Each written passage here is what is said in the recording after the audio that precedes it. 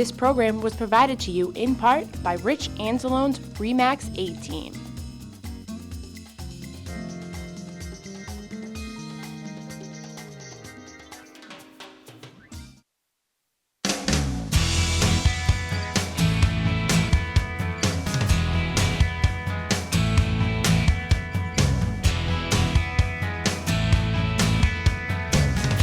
On this episode of the magazine, where to go to view Marlborough's natural surroundings, a look at Marlborough's most wanted invasive species, and the answer to where your trash goes. All this right now. Hello and welcome to the magazine. I'm Brian Sullivan, filling in for this episode. First, let's take a walk down the Assabet River Rail Trail where Melanie Francis tells us what we can enjoy. Looking for a place to get active? Why not take a walk, run, bike, or blade along the scenic Assabet River Rail Trail? The trail offers the opportunity for hikers, bikers, and other users to experience many natural resources along the 12.5-mile trail as it passes through 5 towns. The trail runs through the towns of Marlborough, Hudson, Stowe, Maynard, and Acton. It follows the abandoned MBTA railbed, much of which runs parallel to the Assabet River. From one end to the other, the trail follows the former ROW, the old Marlborough branch, which went out of service in 1973. As an abandoned railroad bed, the entire ARRT rail line is a human-altered feature of the landscape.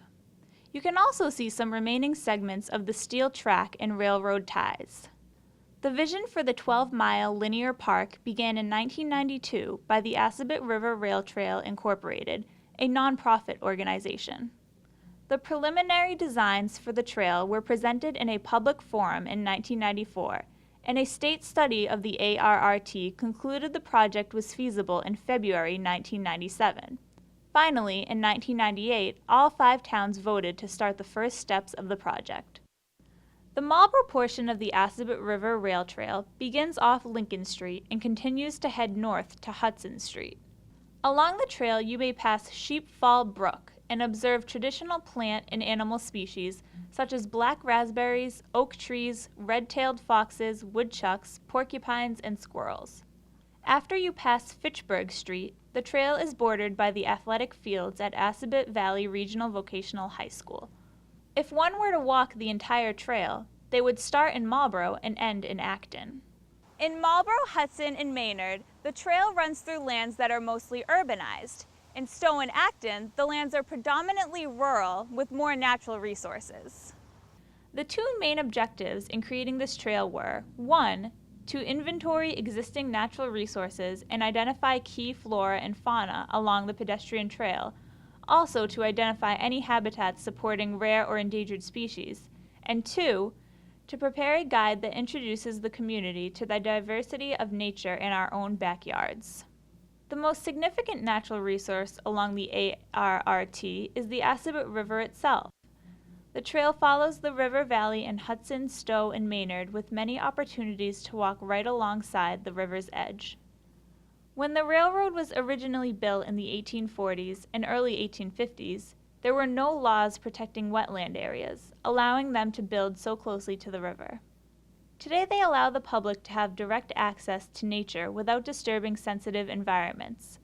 This provides a wonderful opportunity to reconnect with our natural surroundings.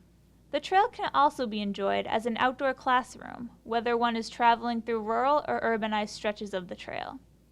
It is hoped to guide and encourage further investigation by students of all ages. So instead of staying at home this season, grab a friend or a family member and hit the trail to experience some of Marlborough's natural beauty. For the magazine, I'm Melanie Francis. Next, Rob O'Keefe looks into the invasive species that are troubling the city.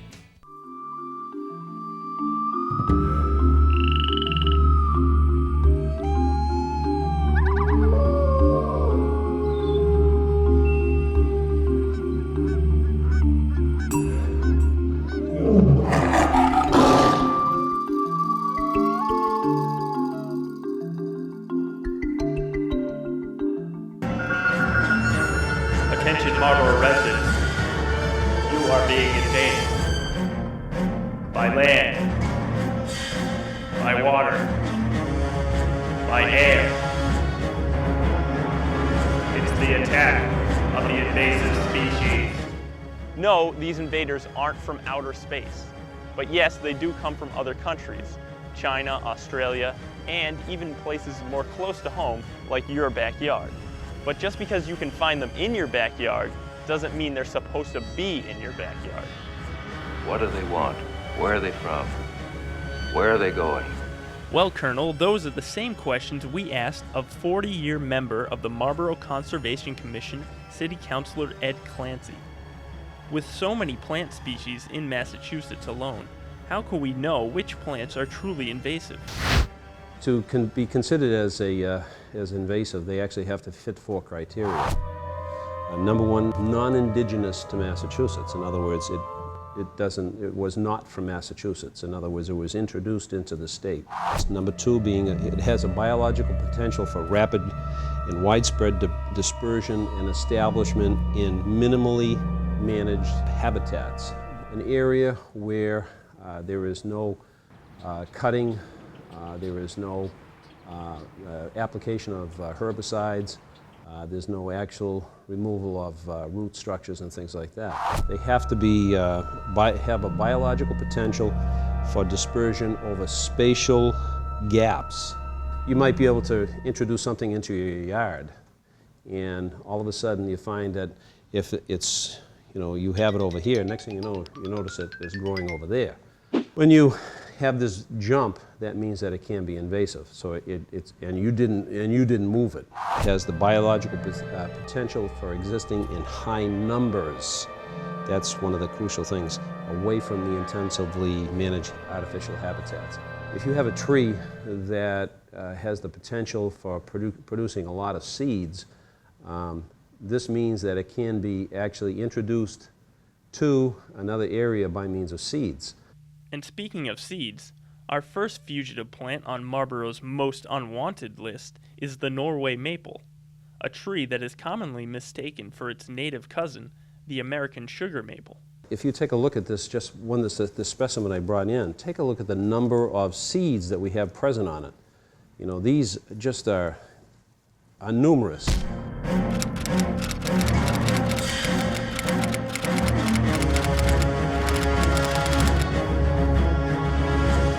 The way to tell the difference between this one here and the the regular sugar maple is that this one here has on the tips, it's very broad. The tip is very broad and it produces numerous seeds. I have an American sugar maple, and as you can see, it's very narrow on the tip. So that's the difference between the two. Those are the trees that we actually saved up on West Main Street when we were widening the street. I was in favor of cutting them down and introducing something which was probably not invasive.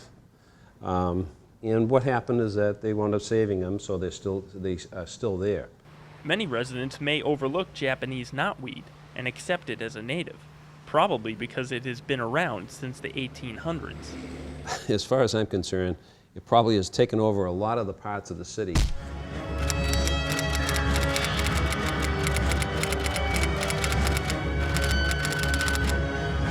It grows in areas where disturbed areas and they're not well maintained. This is a form of bamboo. This is a bamboo because it does die totally to the surface of the ground and leaves these stems. But the only thing is that normally you think a bamboo has structural strength.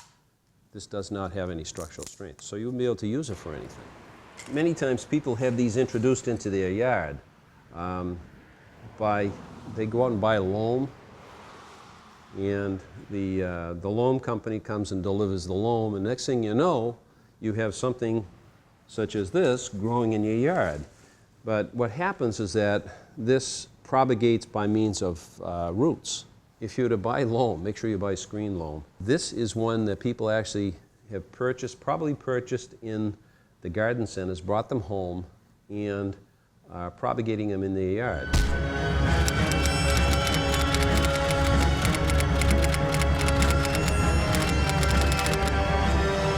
Everybody's heard of burning bush. They're beautiful in the fall because the bright red coloration that develops on the surface of the on the leaves, in the leaves, because of the pigmentation in the leaves.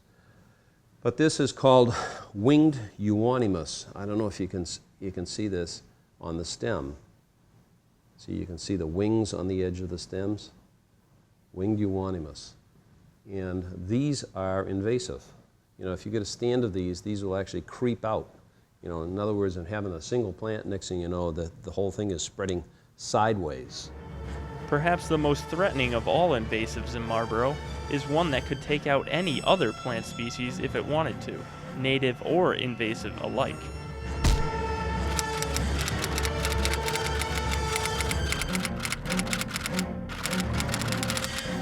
The bittersweet was introduced because of the ability for people to make arched wreaths with them, and these seeds, as you can see right here, this is the fruit of the plant right here, actually develop a yellow and orange coloration in the fall. This is absolutely horrible, what is occurring with this one. This one here is choking trees. It's actually growing up on trees and choking out the trees. It girdles them. It actually wraps around the tree and girdles them. I'll give you an example. This is one that I collected.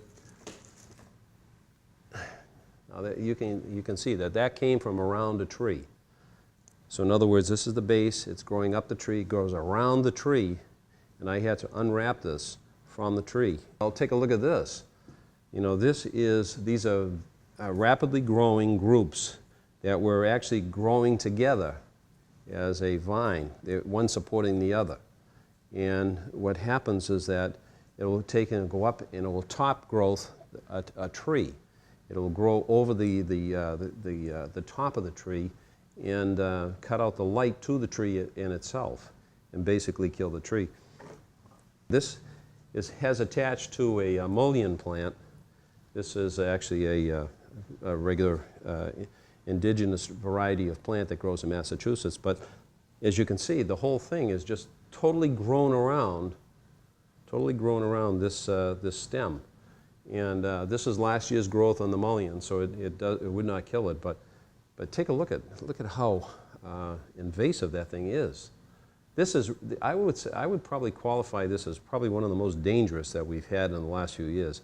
Example, if you know, we cut all the trees down along Lake Williams. There was a stand of pines that were in there, and the pines are actually killed because of the invasion of the bittersweet all over the surface of them. When they went in there, they actually grubbed around, removed the stumps of some of the stumps, and actually grubbed around and removed all of the material and ground and chipped up all of the chippings there. They took the larger logs away, but they removed most of the roots from it. Lake Williams is just one of many waterways and wetlands that have been affected by invasives in Marlborough. Adding to our unwanted list are the following species that prefer a moist environment.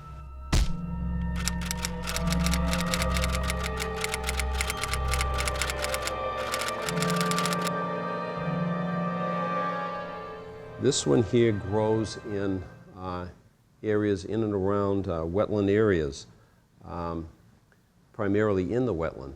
This one here is actually beautiful. They've actually been trying to utilize a beetle that would eat the plant itself. I'm not exactly sure where it goes, but the problem is that, say, sometimes you want to introduce something to control something, and that becomes a problem in itself. This is Phragmites, and as you can see, it's quite tall. And actually, this is a short piece right here because it's early in the summer. By the end of the summer, this thing could get to be about 15 feet tall.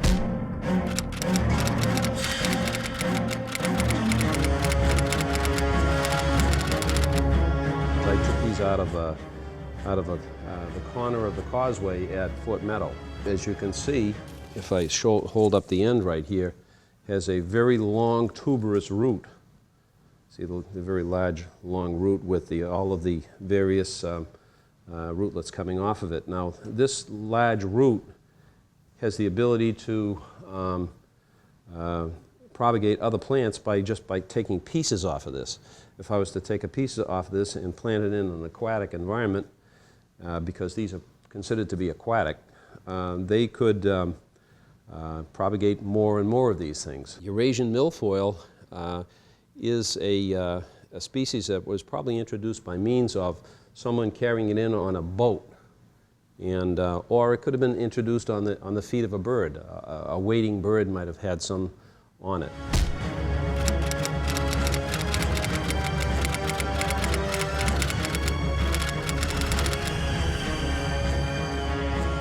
Plants aren't the only species that are wreaking havoc on Marlboro's natural habitats. A certain tiny animal has found a home in Fort Meadow. Having only been discovered in 2 other places in Massachusetts, the Asian clam has now spread to about 10 waterways in Massachusetts in just a few years. These are just the shells of this species of clam. This was actually introduced into the United States by means of people who were using these in aquariums.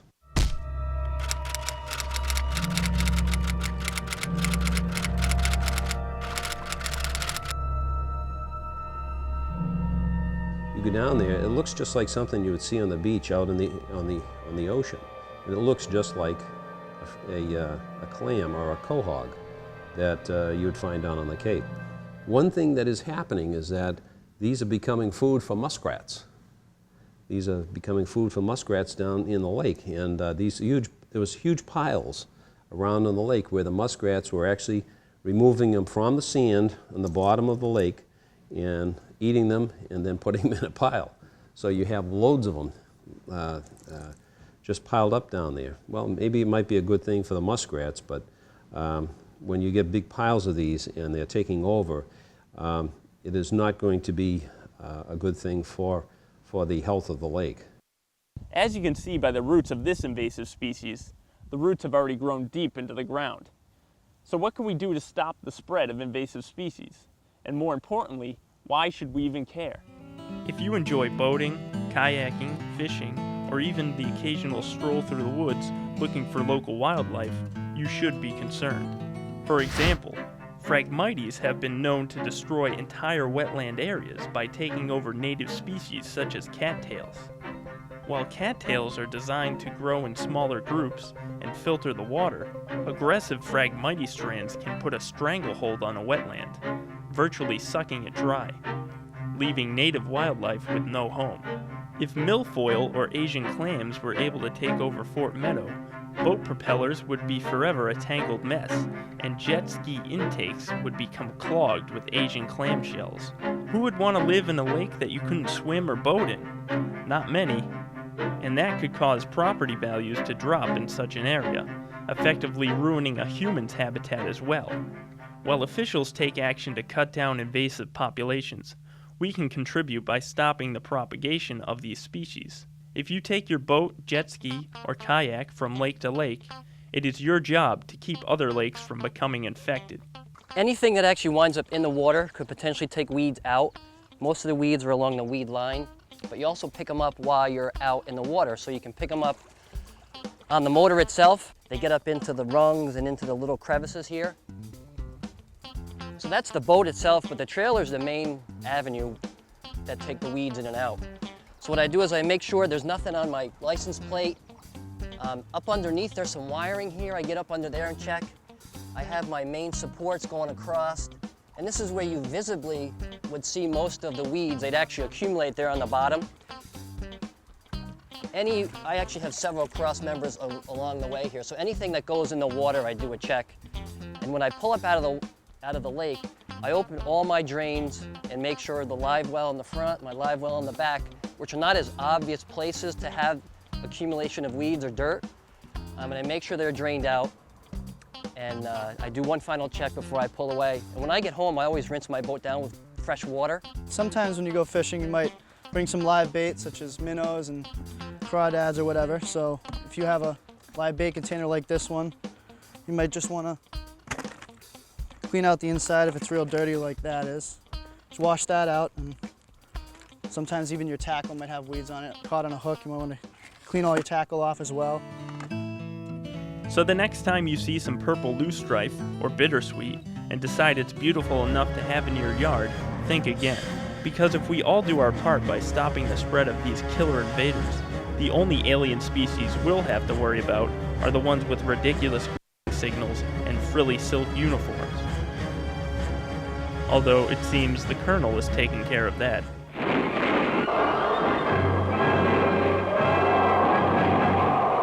For the magazine, I'm Rob O'Keefe. Finally, we learned to turn your trash into treasure. As you're driving down Route 20, you may not notice this small sign on the side of the road. So we took a tour of 2 facilities that you need to know more about. Let's start with the We Care facility.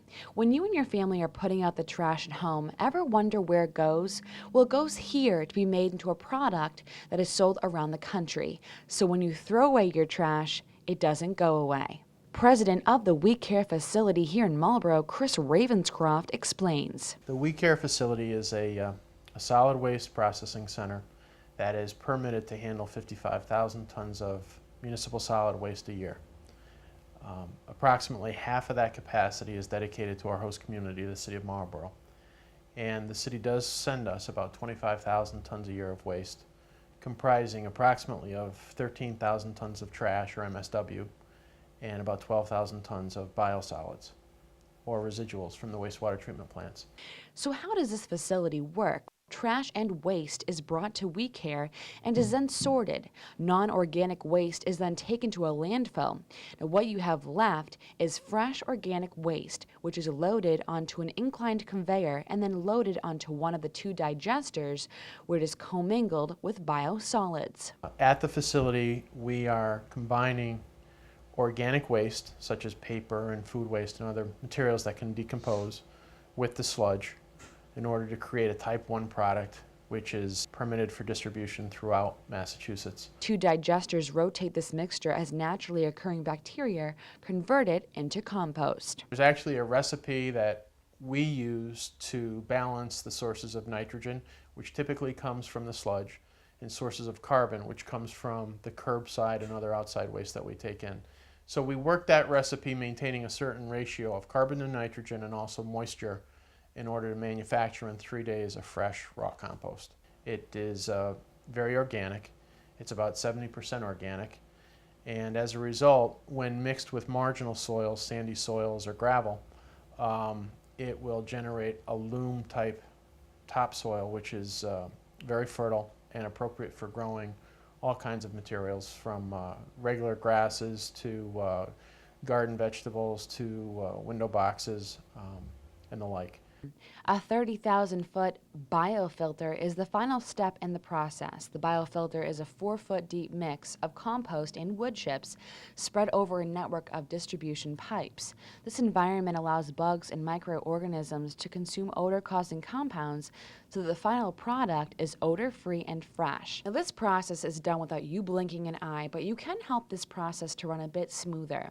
Recycling and sorting your trash helps this process immensely, and lucky for you, at the top of this facility, there is a residential recycling drop-off that you can utilize for free. Recycling Committee Chairwoman Peggy Ayers met with us to give us a scoop on recycling here in Marlboro. Anything that you can recycle at curbside, you can recycle here. Plus, we also have some other options that are not available curbside.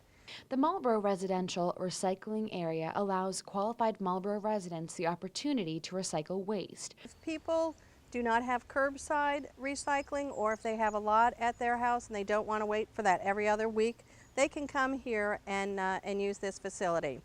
There are recycling-only stickers which are free for every Marlboro resident. All items being recycled should be clean and uncontaminated to allow remanufacture and reuse. Some items accepted are used clothing, food containers, paper and cardboard materials, and used engine oil. Need more information? Well, there's a rubbish and recycling drop-off regulation guide that you can pick up when you come to purchase your recycling sticker. This guide has all the information you will need to jumpstart your recycling habits. Each of the bins are clearly marked to let you know what is supposed to go inside of them: glass, plastic bottles, tin cans. If it has food in there, that's considered a contaminant. The hours of operation are Monday through Friday, 8 a.m. to 5 p.m., and Saturdays from 8 a.m. to 3 p.m. For every ton of material that we recycle, that's 1 ton less that we have to have processed, that we pay $100.66 to have that composted. And that does not include our pickup fees. So everything that you recycle makes a huge difference. Are you looking for more reasons on why recycling is so important? Well, recycling reduces the use of landfills. It protects our health and environment. It conserves our natural resources, saves energy, and saves money. Now, while we were at this drop-off facility here in Marlboro, we pulled over a resident, and he knows exactly why it's so important to recycle. With everybody being concerned about being green in general, it just follows what the national trend is, and it's good for the environment. Part of being a responsible citizen of the city, to if you can't get it there down by the curb, get it over here and do the right thing for the environment in the city. Are you still not convinced why recycling is so important to you and your family? Come on down to these facilities. Take a tour at the We Care facility with Chris Ravenscraft. Him and his staff are pleased to give anyone a tour who wants one. Come check out this drop-off facility. Talk with a security guard about which recycling sticker will be right for you. Come make this community a better one. Well, that's going to do it. I'm Kristen Doucette for The Magazine. That's going to do it for this episode of The Magazine. Thank you for watching, and tune in for a new show next month.